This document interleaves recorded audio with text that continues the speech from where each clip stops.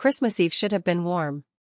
Instead, I stood barefoot on frozen concrete while my father locked the door behind me. -10 degrees. No coat. No phone.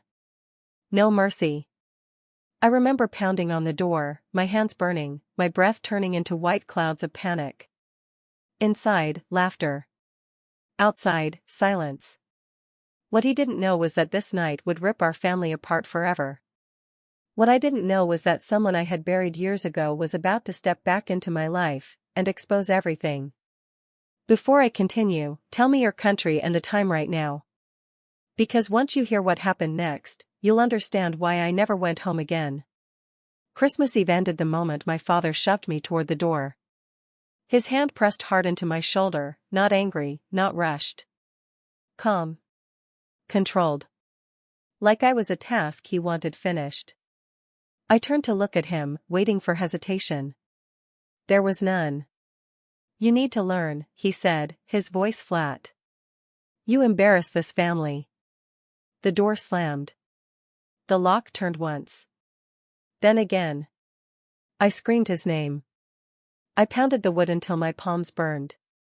Inside, music played. A cheerful Christmas song, loud enough to drown me out. I saw shadows moving behind the curtains. Laughter. Plates clinking. No one came. Snow soaked my bare feet. The cold stabbed fast, sharp, unforgiving. -10 degrees. I wrapped my arms around myself and tried to breathe. Each breath hurt. Each second stretched. I stood there replaying his face. Not angry. Not ashamed. Decided.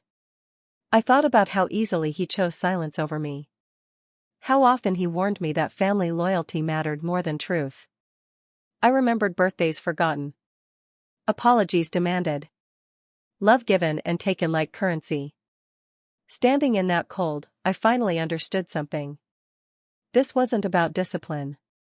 It was about control. He wanted me scared. He wanted me small. He wanted me to break and crawl back grateful for survival. It started with an argument at dinner. He said I made him look weak in front of guests. I asked him what lie he wanted me to apologize for. His eyes hardened. My stepmother stood behind him, lips pressed together, watching. She didn't stop him. She never did. You think you're better than us, he said. I just want the truth, I replied. That was enough. The cold crawled upward. Ankles. Legs. My toes went numb. Then my fingers. I stopped knocking. I knew it was useless. This wasn't punishment. This was a message. I remembered other nights. Being ignored. Being blamed. Being told love was conditional. But this was different. This was my body shaking. This was fear. Minutes passed. Or hours. I couldn't tell. My thoughts slowed. I wondered if freezing felt like falling asleep. I wondered if he would open the door once I begged enough. I wondered if he wanted me gone. My knees buckled. I leaned against the wall, sliding down. Snowflakes landed on my lashes. My vision blurred. Then headlights cut through the white. A car rolled slowly up the driveway. Black. Long, expensive. I frowned, confused. No one visited us like that. The engine stopped. The door opened. Warm light spilled onto the snow. A woman stepped out. Tall. Composed. Wrapped in a dark coat. She looked at me like she knew me. Like she had been waiting. My heart pounded as she walked closer. My God, she whispered. She took off her coat and wrapped it around me. I tried to pull away. My hands shook too much. She touched my face gently. Sweet girl, she said. That voice. She looked exactly like the photo on the gravestone. Older. Alive. Breathing. She leaned close and said my childhood nickname. The one only one person ever used. My mind screamed that this was impossible, that grief had broken me, yet her eyes held memories no stranger could ever carry back into the present. And my blood turned colder than the snow. She wrapped a heavy wool coat around my shoulders before I could say a word. The warmth shocked me. My teeth were still chattering. Her hands were firm, familiar, and terrifying all at once. I pulled back, staring at her face. Older. Thinner. But the eyes were the same. The eyes from the framed photo that disappeared from our hallway. The eyes from the grave I stood beside when I was 10. No, I whispered. You're dead. She didn't argue. She opened the car door and guided me inside. The heat blasted my frozen skin, sending pain through my bones. I cried out, then covered my mouth, embarrassed by the sound. I know, she said softly. I'm here now. The door shut. Silence followed. The kind that presses on your chest. As the car pulled away, my body shook uncontrollably.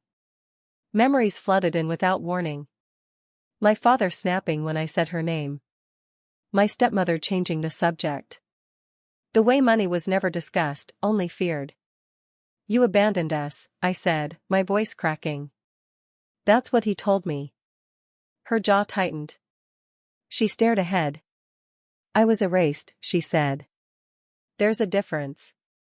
I turned toward her, my fingers numb. I went to your funeral. You went to a performance, she replied. I was declared gone to protect what was mine. And to escape people I could no longer trust. She paused, then looked directly at me. Including your father. The words hit harder than the cold ever did. She explained slowly, carefully, as if afraid I would shatter. How threats started when I was little. How signatures were forged. How my father wanted control, not care. She vanished before he could finish what he planned. I watched you grow up from a distance, she said. Every report card. Every birthday I wasn't allowed to attend. My chest burned.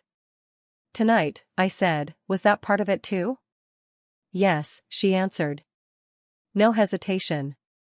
Tonight was a test. I felt sick. You tested me? No, she said quickly. I tested him. She opened a small device from her bag and showed me the screen. Video footage. Me pounding on the door. My breath fogging the glass. The lock turning. The timestamp glowing in the corner. I recorded everything, she said. The temperature. The witnesses across the street. The duration. My hands trembled as I stared at myself slowly disappearing on the screen. Each second felt deliberate. Planned. My father walking away without looking back. The realization settled deep in my stomach, heavy and final. This wasn't anger. This was calculation. I didn't matter to him, I whispered. You mattered too much, she corrected. The car slowed at a red light. Snow drifted past the windows. I felt smaller than I ever had, but also strangely seen. For the first time, someone believed me without question. That alone terrified me. I swallowed hard. Why tonight? She took a slow breath. Because tomorrow, he planned to finalize something irreversible. My heart raced. What does that have to do with me? Fear tightened my chest as silence stretched between us inside the moving car. She reached into her briefcase and pulled out a thick folder. Papers. Legal seals. Names I didn't recognize. She placed it on my lap and said the sentence that changed everything. He tried to kill you without touching you.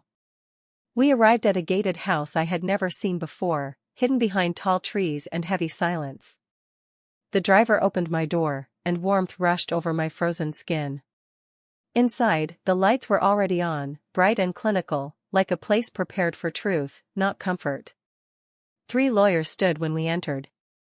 Not surprised. Ready. Thick folders were stacked on a long table, each labeled with dates older than me. My grandmother sat me down and held my hands until the shaking slowed. I could hear my own heartbeat, loud, uneven, like it was warning me. This was never his, she said quietly. She nodded at the files. Pages were opened. Numbers I couldn't understand filled the room. Trusts, companies, foreign accounts, layered like walls. She explained slowly, carefully, like she was undoing years of lies stitch by stitch. She was a billionaire. Always had been. Everything hidden to protect it from one person. My father. He was never the heir, she said. Only the executor. The words hit harder than the cold. Executor. Temporary. Trusted. And he stole from her anyway.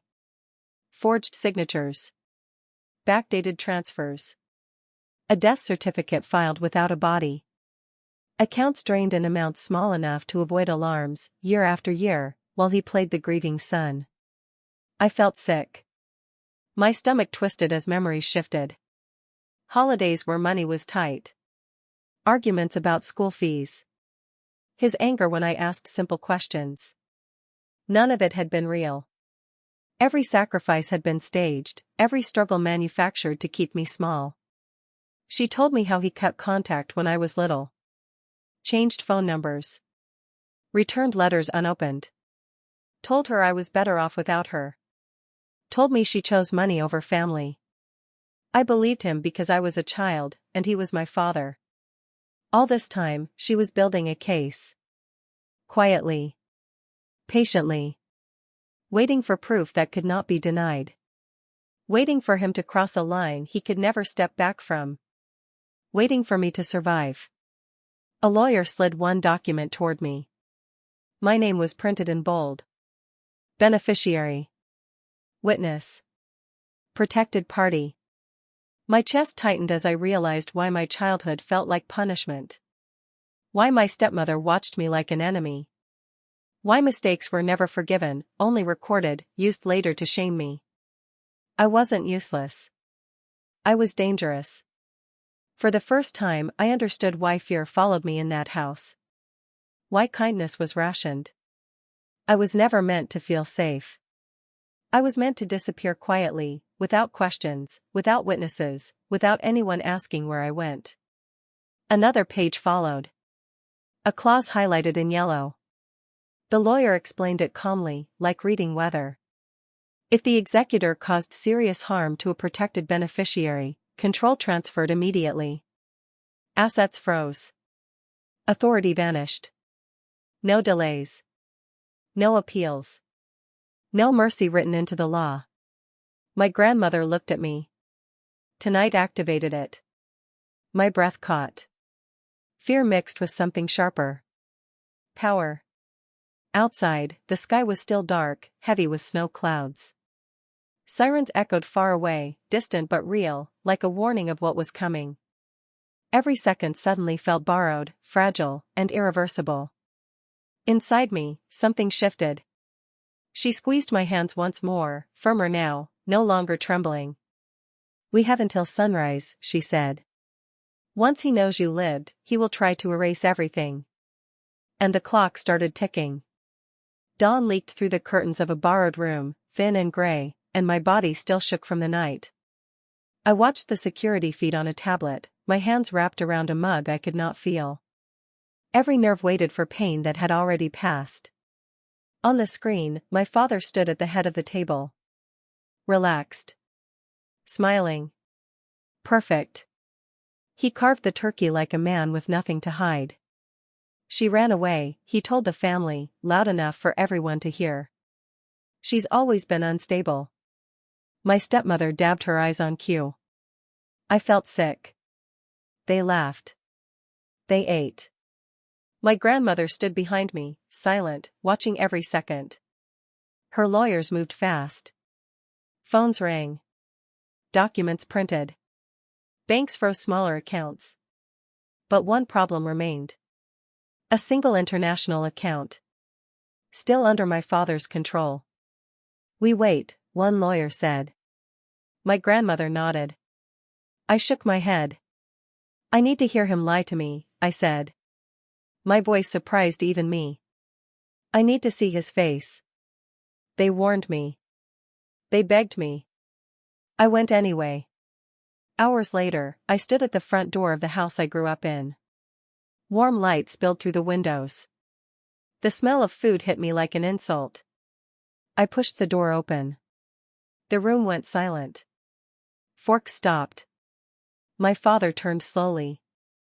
For a second, he looked like he'd seen a ghost. Then he smiled. "There you are," he said softly. "See? She's fine." I walked closer. Every step felt unreal.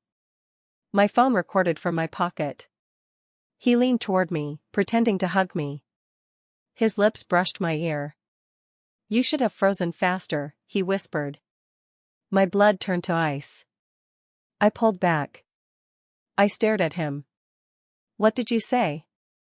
I asked. His smile didn't move. "I said sit down," he replied, louder. "Stop causing scenes." I stepped away. My hands shook, but I kept my voice steady. "You locked me out," I said. "You knew the temperature." He sighed, annoyed. "You're dramatic." I looked around the table. No one spoke. No one defended me. Then sirens wailed in the distance. Low.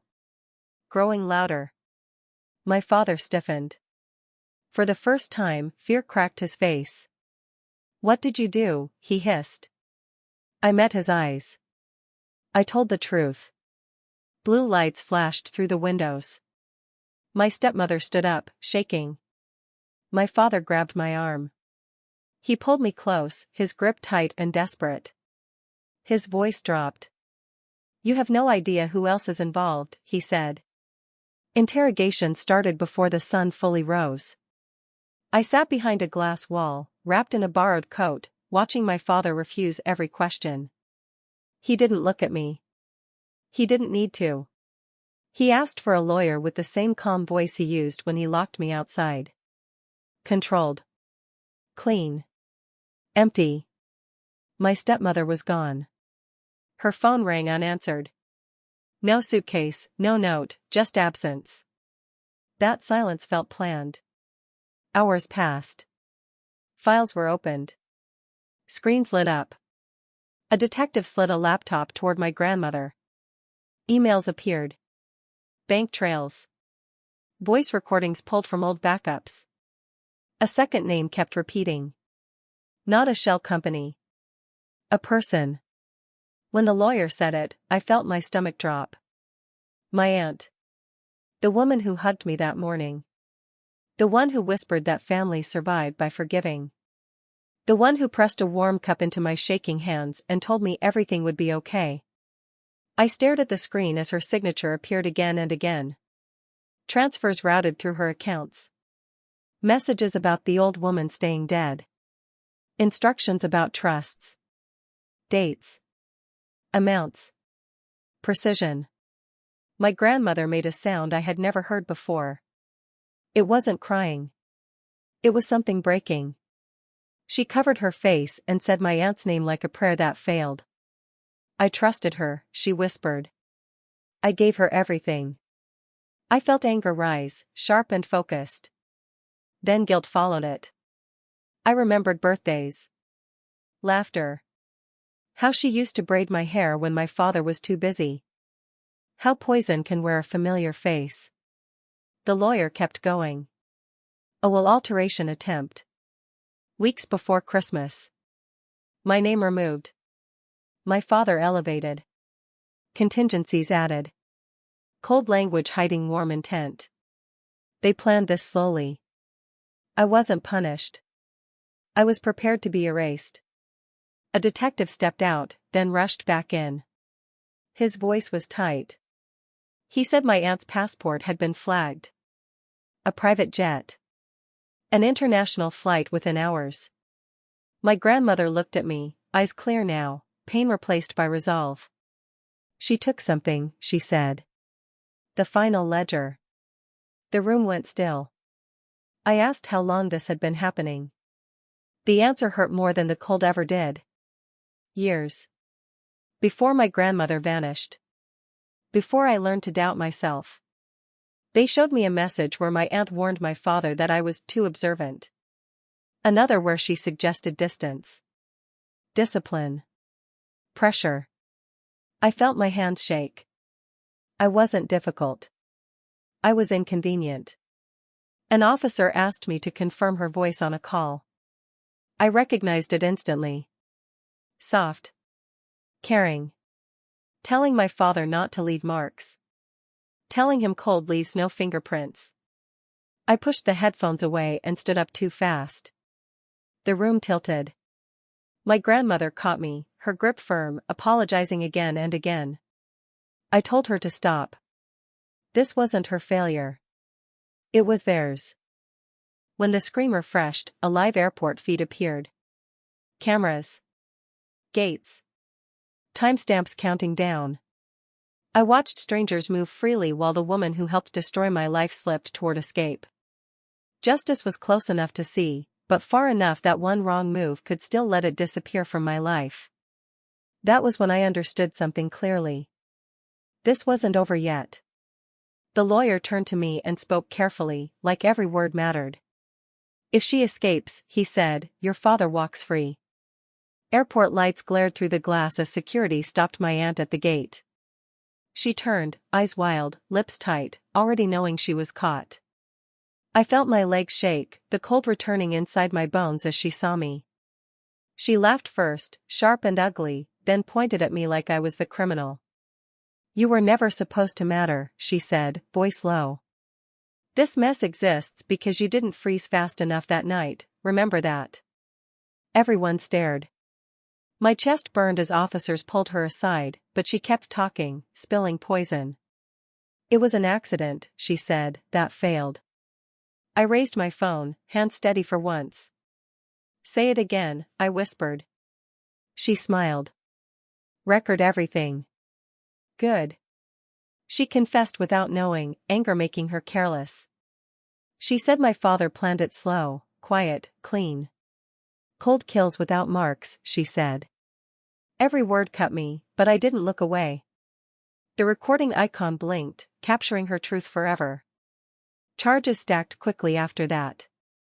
Attempted manslaughter, fraud, conspiracy filled the air with heavy words. My grandmother stepped forward publicly, alive, unbreakable. Cameras flashed. Reporters shouted. The world learned the truth they were never meant to know yet. Everything shifted. Investors panicked by morning. Accounts froze. Phones rang endlessly. My father's empire cracked open like thin ice. I should have felt relief, but my hands wouldn't stop trembling. The cold still lived inside me, deep and aching. Justice felt unfinished. Every time someone closed a door, I flinched. Every breath fogged my mind with that night. Doctors called it trauma. I called it memory. Then the prosecutor looked straight at me, voice measured, eyes serious. One question remained. Everything depended. Did you believe your father intended for you to die? The room fell silent. I saw snow again, felt numbness crawl. I remembered his whisper, his smile, the locked door. My voice didn't shake. Yes, I said. Absolutely yes.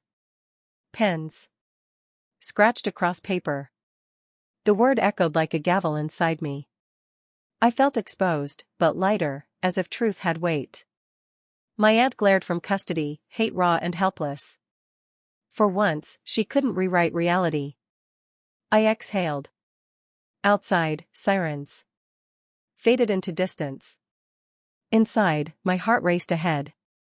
The judge reviewed documents, listened carefully, face unreadable.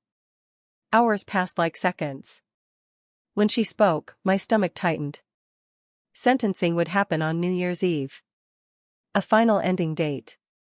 Then she added. One detail that shattered my calm. My father had made a request. He wanted to speak to me directly. The room tilted. I felt that old fear crawl back. Why now? What could he possibly say left? Everyone watched me. For my answer. I nodded, surprising myself. If he wanted words, I would hear them. If he wanted forgiveness, he wouldn't get it. My grandmother squeezed my hand, silent strength. The past wasn't finished with me yet. Something dark waited. As guards led me away, my pulse thundered. I didn't know what he planned to say, only that it mattered. Justice was close, but closure wasn't. The night outside felt colder again. Memory tightened its grip. I walked forward, unready. Because before sentencing, before freedom from fear, I had to face him. My father. The man who left me to freeze. And whatever he planned to say next could change everything again.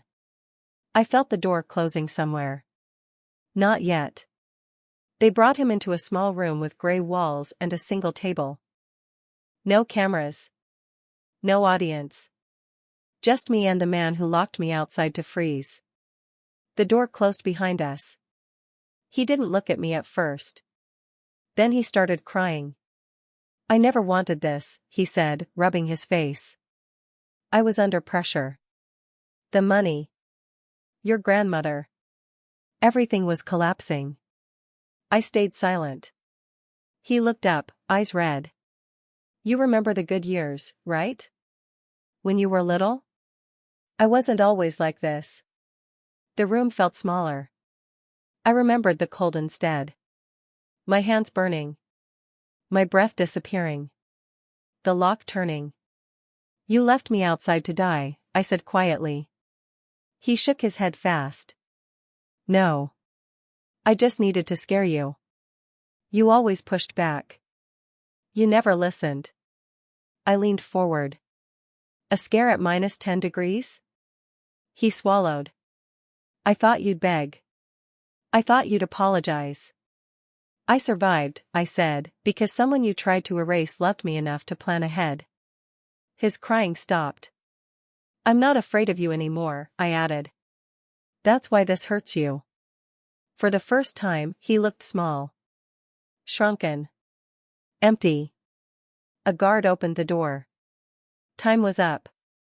Back in the courtroom, everything felt louder. Papers shuffled. People whispered. My legs trembled as I sat. The prosecutor called witnesses. A doctor explained hypothermia. Minutes. Damage. Death curves. I stared straight ahead. Another expert described skin exposure, shock, loss of coordination. He said survival without intervention was unlikely. My father stared at the table. Victim impact statements followed. Neighbors spoke. A woman across the street said she heard my screams and assumed it was family drama. She cried as she apologized. I felt something break inside me. Then settle. When it was over, the bailiff approached my father. Handcuffs clicked around his wrists. He didn't resist. As they led him away, he turned once. I'm still your father, he said softly. I didn't answer. The courtroom emptied slowly. My grandmother squeezed my hand. Whatever happens, she whispered, you told the truth. The judge returned. Everyone stood. Silence spread like ice across the room. I held my breath as the judge began to speak. The judge's voice filled the courtroom, steady and cold, as he read the verdict. Each sentence landed like stone. Maximum time. Assets seized. Lifetime bans. I couldn't breathe anymore today. My father swayed when the cuffs clicked. His knees buckled. The man who locked me outside collapsed, crying, while cameras flashed. He never looked at me again in that moment. My stepmother screamed innocence until officers guided her away. Charges followed her footsteps. Fraud. Conspiracy. Neglect. My aunt's extradition papers were confirmed aloud, sealing the circle of betrayal forever there. Justice wasn't loud like movies promise. It pressed on my chest, heavy and final. I felt relief mixed with grief, because punishment doesn't return stolen childhoods or warmth to me. When court ended, snow drifted outside again. The same white silence. But this time, my coat was thick, my hands steady, my heart guarded against the cold night air inside. My grandmother stood beside me, smaller than memory yet stronger than ever. She watched the building quietly, as if confirming the monsters inside were finally caged and powerless forever now. I asked why she vanished instead of fighting openly. Her answer came slow. Quiet wars leave fewer scars, she said, and monsters expose themselves when ignored by patient watching alone. We walked down the courthouse steps together. Reporters shouted questions. I heard none. All I felt was warmth returning to places fear had frozen for years inside my chest again. She asked what I wanted now, after truth and justice. I didn't hesitate. I told her I wanted peace, chosen mornings, unlocked doors, and sleep without fear or punishment ever. My grandmother smiled softly. She said money was never the point. It was leverage. Survival. Proof that cruelty doesn't get rewarded when light finally arrives and witnesses are brave enough. We paused at the sidewalk. Snowflakes landed on her hair and melted. I realized warmth wasn't weather anymore. It was safety, standing beside truth after years of walking alone inside. My phone vibrated with messages I wouldn't read yet. Apologies. Curiosity. Offers. None mattered. For once, my life felt private and mine after being treated like public property for years. We reached the car that saved me that night. The memory flashed, bare feet, locked door, frozen breath. I shivered, then steadied myself knowing that version of me survived and endured. My grandmother opened the door for me, not as rescue, but respect. I noticed that difference. It mattered more than any verdict because choice had finally been returned to me. As we drove away, the courthouse shrank behind us. I felt lighter, not because pain vanished, but because it no longer controlled me through fear, threats, lies, or family names. Silence filled the car. Comfortable. Earned. My grandmother rested her hand near mine, not touching, letting me choose closeness now after years where choice was denied repeatedly by blood relatives. I watched snow blur past the window and felt something new. Not victory. Not revenge. Stability. A future not designed to punish me for existing or speaking truth aloud anymore. Then she broke the quiet with one question, gentle but sharp. It wasn't about courts or money. It was about my voice and whether I was ready to use it. She turned to me as we stopped and asked, calmly, firmly, the question that froze and freed me at once. Are you ready to tell your story to the world? I didn't lose a family that night. I escaped one, and built something better in its place. For a long time after the trial, I woke up expecting cold. My body remembered the concrete, the burning air, the way silence sounded when the door locked behind me. But morning after morning, I opened my eyes to warmth. Not just heat, but safety. Truth does that. It changes the way fear lives inside you. Justice did not arrive loudly. It arrived slowly, with papers signed, sentences read, and doors that finally stayed closed for the right people. When it was over, I realized something important. I had spent years trying to earn love from people who only understood control. Losing them was not punishment. It was release. My grandmother stayed beside me, not as a shadow, but as a guide. She never told me what to feel. She showed me how power could be quiet, how protection could be patient, how planning could save a life. Through her, I learned that strength is not screaming back. It is standing firm when the truth is enough. I chose my own family after that. Friends who asked how I felt and waited for the answer. People who did not need me to be small so they could feel large. With them, holidays became gentle. Doors stayed unlocked. Laughter no longer came with conditions. What happened to me did not start on Christmas Eve. It started with silence, with excuses, with cruelty hidden behind the word family. I know now that blood does not decide safety. Choice does. I tell my story because someone else is standing in the cold right now, wondering if this is all they deserve. It is not. Survival is not weakness. Walking away is not failure. The cold taught me what love should never feel like. Pain became a teacher, not a home. I no longer confuse endurance with loyalty or fear with respect. Every boundary I set is a door I keep open for myself. Every truth I speak is warmth returning to my bones, reminding me that dignity is the beginning of freedom. This is how I live now, awake, unafraid, and finally certain of who I am at last today. I didn't lose a family that night. I found my voice, my future, and my worth. And that is something no one will ever take from me.